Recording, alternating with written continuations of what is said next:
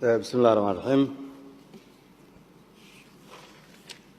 Your Highness, Sheikh Musa bin Nasir, Excellencies, distinguished guests, ladies and gentlemen, I'm glad to join you today to attend this important event organized by Silatec on empowering youth, transforming societies.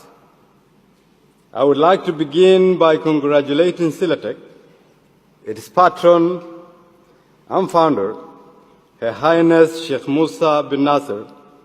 We congratulate you and your team today on 10 years of working to spread opportunities to youth and women across the Middle East and Africa.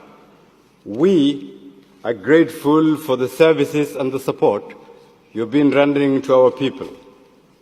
We are cognizant of the work you are doing around the globe, and more notably in my own country, Somalia. We are particularly grateful for the partnership we've built together in the last 6 years, which has generated jobs, improved the lives of thousands of our citizens, and more importantly, inspired hope. Excellencies, ladies and gentlemen, today's theme is telling. I come from the Muslim world and the sub-Saharan Africa, where the majority of the people are the youth. 70% of our population are people under the age of 30 years. The abundance of the youth can be viewed both positively and negatively. Equipped with entrepreneurial skills and opportunities, the youth can be the backbone of economic growth. Unemployed and destitute, the youth can be a cause for instability and conflict. Today, I want to focus on the potential and the possibility of the youth in states, economies, and societies.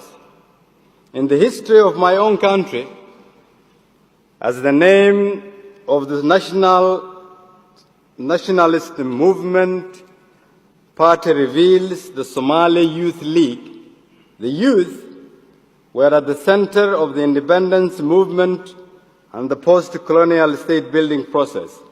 It was the efforts of the youth of that era that gave us the legacy of being the first democrats in Africa.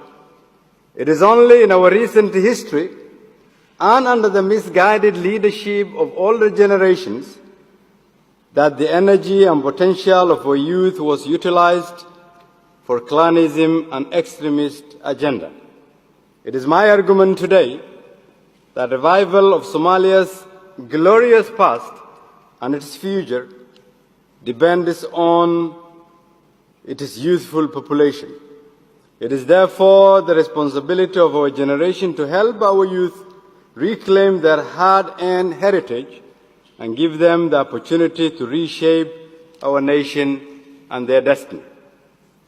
Excellencies, ladies and gentlemen, today, the prospects of our nation are immense and within reach. And in order for us to create opportunities for our youth, it was necessary for us to begin by undertaking far-reaching state reforms.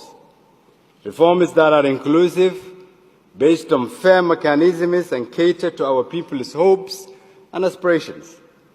We therefore impact on an agenda through 4 distinct roadmaps, namely inclusive politics, security and justice, economic recovery, and social and human development roadmap. By structuring our work, we have been able to function more efficiently, coordinate better, and to allocate our resources to Somali priorities. At this critical juncture of our state-building process, the greatest opportunity for Somali's youth is undoubtedly in the process of democratization. As we speak today, we are adopting a new electoral model that will enable a system of one person, one vote, which will pave the way for multi-party democracy. New power sharing mechanisms, review of our constitution, and resource sharing mechanisms are almost at the completion stage. As a result of these reforms, the hope of our youth can be seen in their renewed involvement and increased political participation and political debate that are shaping in our country. The youth also need to find their space in the economic sphere, as we are in the process of establishing the Somali governance and regulatory framework of our economy that will serve as the foundation of our development and youth-centered economic growth policies. We are therefore nearing completion in the development on sound public financial management systems, employment policies, poverty reduction strategy, investment policy, anti-corruption laws, and most importantly, re-engagement with international financial institutions. Our close working relationship with the IMF and the World Bank and the achievements we've made in our reforms in just 2 years is a testimony to the commitment we've made to reform our nation. The prospects of re-engaging with the IFIs are so strong that, in fact, pre-arrears clearance and debt relief for our nation is within reach. Investments made by organizations like Celatec is supporting these reforms.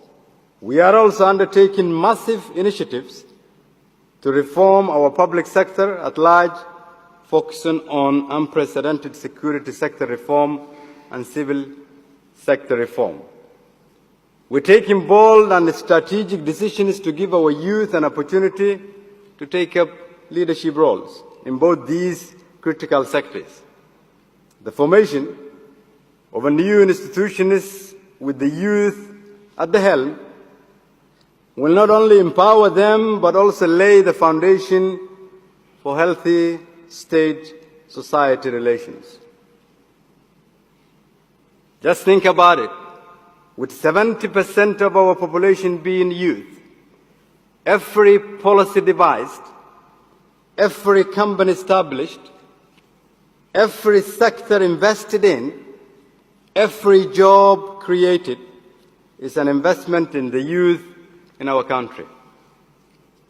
Excellencies, ladies and gentlemen, while the agenda I have laid out will have an impact on the growth and future of our nation, the question I would like the audience to further debate are how can we ensure that the investment we are making does not strengthen the power and the position of the few elite, but rather give an opportunity to the majority, who are youth. We further ask you the question on how can we change the prevailing narrative that aided the elite and sustained the war economy in fragile states like Somalia. We further ask what kind of innovative policy instruments can post-conflict societies utilize to combat the root causes of terrorism and extremism. Your Highness, ladies and gentlemen, based on the steps we've taken and the experience we've gained in over the past 2 years, our holistic approach in fighting extremism and terrorism is yielding results. It means it needs a holistic approach in fighting terrorism by investing youth. That can be seen through the positive economic growth, social mobilization, far-reaching security sector reform, and provision of services, including job creation that benefits the youth. But most importantly, the visible hope and political participation by the youth is the greatest indicator. Your Highness, Excellencies, ladies and gentlemen, The Somali model, if fully supported and invested in, will provide lasting solutions for our country as it is Somali envisioned, based on the contextual realities on the ground. This model can also become a shining example that can be replicated elsewhere. It is therefore my hope that all of you here today would become advocates for a new narrative to empower youth and transform societies. Let us best utilize the most valuable resource available in the most complex nations, the youth. Thank you.